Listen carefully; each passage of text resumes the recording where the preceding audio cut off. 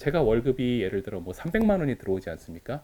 그거를 건물로 한번 환산을 해보면 수익률 4%짜리 9억 원의 건물과 똑같아요. 주변에 여러분들이 모르시겠지만 직장 안에도 건물주들이 꽤 있으세요. 물론 티를 안 내기 때문에 나타나지 않는 것 뿐인데. 구독, 좋아요 부탁드립니다. 안녕하세요. 안녕하세요. 네, 네. 간단하게 자기소개 한번 부탁드립니다. 네, 안녕하세요. 저는 한양대학교 부동산융합대학원에서 부동산 관련 강의를 하고 있고요. 또 부동산 개발회사와 투자회사를 운영하고 있는 조훈이라고 합니다. 예, 만나서 반갑습니다. 반갑습니다. 네. 간단하게 책이 나왔습니다. 네. 책 소개 한번 부탁드립니다. 이번에 제가 부동산 투자 농사짓듯 하라라는 책을 냈는데요.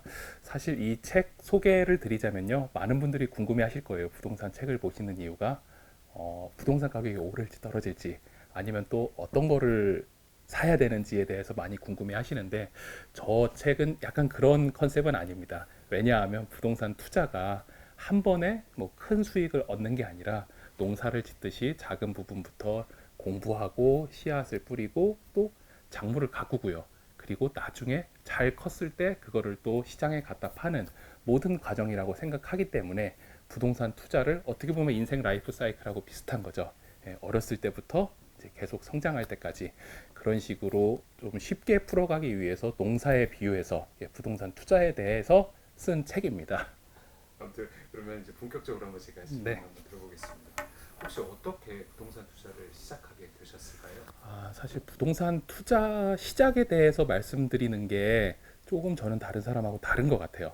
왜냐하면 부동산 투자라는 게 단순히 내가 어딜 가서 뭘 샀다라고 생각을 하는 게 이제 대부분의 투자신데 저는 그 전부터 투자라고 생각을 하거든요. 부동산에 대해서 공부하는 거 어떻게 보면 지금 시간을 투자하고 있는 거잖아요. 그래서 공부를 하고 또 가서 보고 많은 학습을 하는 과정이 돈뿐만이 아니라 시간도 부동산에 투자를 한다라고 생각을 합니다. 그렇게 따졌을 때 가장 중요한 거는 관심과 뭐 공부 이런 것도 있겠지만 부동산 투자를 하기 위한 종잣돈을 모으는 것 자체가 저는 시작이라고 생각을 해요. 그래서 저는 사실 뭐 고등학생 때부터 알바를 하면서 계속 돈을 모으는 시간이 있었던 것 같고요. 그리고 대학교 때도 계속 그렇게 일을 했고 사실 군대에서 있는 시간도 아까워서 저는 이제 직업군인으로 갔다 왔습니다. 예, 그리고 나서도 사회생활하면서도 계속 뭐 주말 근무를 하거나 이런 식으로 일을 했었던 것 같고요. 그렇게 조금씩 모아왔던 돈과 그리고 제가 계속 관심을 가졌던 그 시간이 합쳐져서 부동산 투자가 시작이 되었던 것 같아요. 그런데 이제 여러분들이 궁금해하시는 뭐 처음 투자는 사실 첫 회사에서 시작을 했었던 것 같습니다.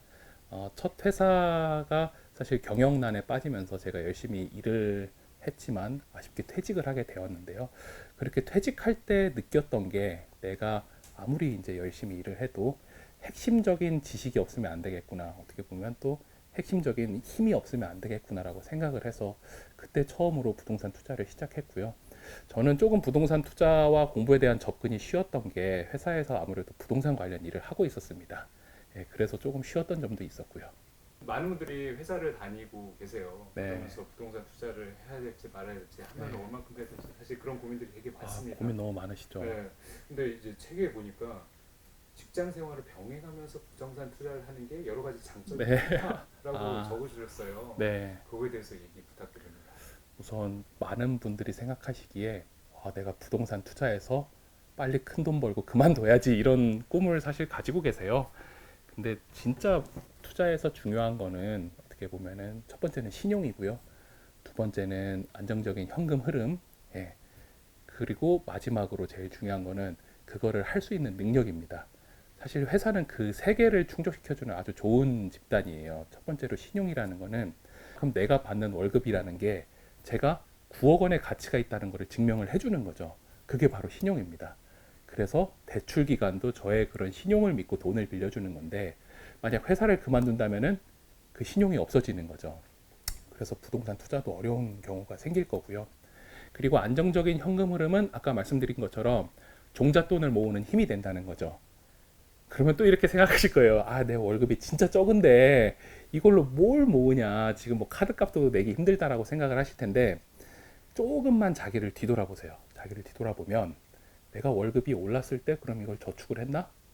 예, 아마 소비가 더 늘어나셨을 거예요. 작은 돈부터 모으기 시작을 해야 되거든요. 그게 습관이 돼야 큰 돈이 된다고 얘기를 합니다. 티끌 모아 티끌이라는 얘기가 요즘 유행인데요. 사실 그건 유행인 거고, 티끌 모아 태산이라는 거는 오랜 시간 동안 많은 사람들이 축적한 노하우예요. 그래서 어떻게 보면 티끌 모아 태산이라는 좀 진부한 얘기로 들리실 수 있겠지만, 그게 어떻게 보면 투자의 기본이고 실제 투자를 하기 전의 단계, 꼭 필요한 단계라는 거죠. 그래서 아까 말씀드린 월급, 신용 요 두 가지가 중요한 거고, 셋째는 회사에서 배울 수 있는 게 사실 어떻게 보면 업무하는 능력입니다. 회사를 다니면은 겨우 뭐 요거 하는데 이렇게 힘들게 해라고 생각하시는 분들이 계실 거예요. 충분히 그렇잖아요. 근데 회사에서 뭐를 하나 구매를 하려고 해도 다 이유가 있습니다. 다 이유가 있고요. 그게 목적이라는 거예요. 이유가 있고 그 가격에 사야 하는 또 이유가 있습니다. 그러다 보면은 여러 업체를 또 비교하게 돼요. 그리고 그 비교하면서 언제까지 사겠다, 이걸 사서 어떻게 하겠다 해서 사는 과정이 이제 회사의 품위 과정이잖아요. 그런 과정이 똑같이 부동산 투자에도 필요하다는 거예요. 그러니까 필요해서 가서 사는 게 아니고, 남들이 오른다고 해서 가서 사는 게 아니라 합리적인 판단 절차를 좀 거쳐야 되는데, 그런 거를 가장 좋게 연습할 수 있는 게 회사다. 그래서 저는 부동산 투자에 회사는 참 중요하다라고 생각을 하는 편입니다. 최근에 부동산 시장이 사실 별로 안 좋아요. 네. 다들 부동산에 대한 투자에 대한 마음은 많이 있지만 네. 이거를 사야 될지 말아야 될지, 지금 사면 오를지 안 오를지 뭐 네. 이런 고민들이 많습니다. 그에 대해서 네. 조언 부탁드립니다. 부동산 투자를 하시는 많은 분들이 실제로 부동산이 오를까 떨어질까를 궁금해 하세요. 저한테도 그렇게 많이 여쭤보시는데, 사실 이 질문이 얼마큼 나한테 영향력이 있는지를 한번 생각해 보셔야 돼요. 엊그저께도 뉴스를 보니까 뭐 전국 집값이 상승세로 돌아섰다 이렇게 나오더라고요. 근데 그 뉴스가 나왔다고 한들 제 집값이 어제에 비해서 오늘 오르나요? 그게 반영이 안 될 거예요. 그리고 만약 하루 만에 집값이 올랐어요. 그럼 그 하루 만에 팔 수 있을까요? 절대 안 됩니다. 부동산은 그렇게 하루하루의 개념으로 사실 생각할 수 있는 투자 상품이 아닙니다. 장기적으로 봐야 되고 그게 시간이 더 필요한 거고요. 근데 많은 분들이 부동산이 오르냐 떨어지냐 이걸 가지고 저 사람이 맞다 틀리다라고 이제 판단을 하시는데, 그거는 모든 사람들의 관점의 차이가 다르고 또 질문하는 시기와 상황도 다 다르고요. 그리고 똑같은 지역이 전국엔 단 하나도 없습니다. 네, 그래서 그런 질문보다는 내가 좀 장기적으로 생각하고 정말 가치 있는 곳에 투자를 하고, 물론 그 전에도 공부를 해야겠죠. 그런 게 조금 더 도움이 되시지 않을까라고 생각을 합니다. 왜냐하면 내가 사는 지역이 딱 그것만 오를 수 있을까? 그리고 올랐다고 한들 그 시기를 딱 맞출 수 있을까? 그게 사실 불가능하거든요, 부동산이라는 것이. 물론 뭐 시기를 재죠. 근데 저는 뭐 어디가 오른다라고 해서 사거나 이런 적은 크게 많지 않았던 것 같아요. 왜 그러냐 하면은 제 투자의 기본은 처음 투자했을 때부터 사실 월세 수익률을 기반으로 투자를 했거든요. 그래서 월세 수익률이 높은 지역에 가서 이제 제가 아파트를 구매하고, 그때는 뭐 대출도 자유롭게 나왔었으니까요. 그리고 받는 월세로 이자를 갚고 이런 식으로 하다가 어느 순간 그 아파트 가격이 점차 오르니까, 사실 가격이 올라가면 임대료가 그대로 있는 상황이면 수익률은 떨어지는 거거든요. 그러면은 이걸 또 전세로 바꿔서 다른 지역에 투자를 하자. 그리고 전세를 했는데도 가격이 너무 오른다. 도대체 이거는 이자율보다도 낮은 임대 수익률이 나오겠다. 그러면 이제 저는 과감하게 매각을 했고요. 그래서 단순히 오르고 떨어진다의 개념보다는 수익률에 맞춰서 했던 것 같고, 또 그때그때마다 집안 사정이 생기기도 해요. 예. 그래서 제 상황이 있을 때마다 그렇게 또 매각을 하기도 했고요. 그러다 보니까 이 기준이 조금 남들과는 다르게 정립이 됐었던 것 같습니다. 사실 건물주는 모든 사람의 꿈이지 않습니까? 네. 지금 생각하시기에 직장인도 건물주가 될 수 있다 네. 생각하십니까? 저는 충분히 될 수 있다고 생각을 하는 이유가, 주변에 여러분들이 모르시겠지만 직장 안에도 건물주들이 꽤 있으세요. 물론 티를 안 내기 때문에 나타나지 않는 것 뿐인데, 그분들에 대해서 살짝 말씀을 드리면은, 제가 그분들을 봤을 때 바로 뭐 집안에 돈이 많아서 건물을 갑자기 구입했다 이런 분은 사실 없었습니다. 저는. 왜냐하면 진짜 그렇게 돈이 많은 곳에 회사를 다니지 않았겠죠. 근데 회사를 다니면서 그분들도 어렸을 때부터 철저하게 종잣돈을 모아오신 분들이에요. 그리고 지금도 씀씀이가 정말 거의 없으신 분들입니다. 뭐 명품 시계나 외제차 이런 거는 거의 구매를 안 하셨던 것 같고요. 그런 분들은 정말 검소하게 동네 아저씨인 줄 알았는데 그분은 계획적인 소비를 어렸을 때부터 해온 습관이 있었고 가족들이 그거에 다 동의를 한 상태로 살고 있었던 거죠. 그리고 사실 건물주가 바로 이제 건물을 사서 인수해서 잘 운영을 한다 이거는 어려운 일이거든요. 그분들도 어떻게 보면 가장 쉬운 아파트 투자나 이제 주거용 부동산이죠. 빌라 투자부터 살짝 시작을 했었고 그러다가 조금 더 돈이 됐을 때 뭐 상가 투자를 하시기도 하셨고요. 그러다가 조금 더 돈이 불어나면 또 다른 거 이렇게 조금씩 불려나가면서 건물주가 되신 거지 처음부터 바로 이제 건물을 사서 내가 건물주다 이렇게 하시는 분은 사실 없었던 것 같습니다. 이게 그냥 투자 상품의 일부일 뿐이거든요. 그래서 그 비율을 쉽게 좀 설명해 드리고 싶어서 책에서 저는 이제 부동산 투자를 농사로 비유를 했는데 그 안에서 밭농사, 논농사, 과수원 농사 이런 식으로 좀 나눠봤어요. 왜 그러냐 하면은 밭농사는 사실 쉽잖아요. 우리가 텃밭에 가서 상추 모종 심어 놓으면은 금방 나옵니다. 그럼 그것도 따서 금방 먹을 수 있죠. 그만큼 쉬운 투자라는 거죠. 근데 상추만 따서 이게 부자가 될 수는 없거든요.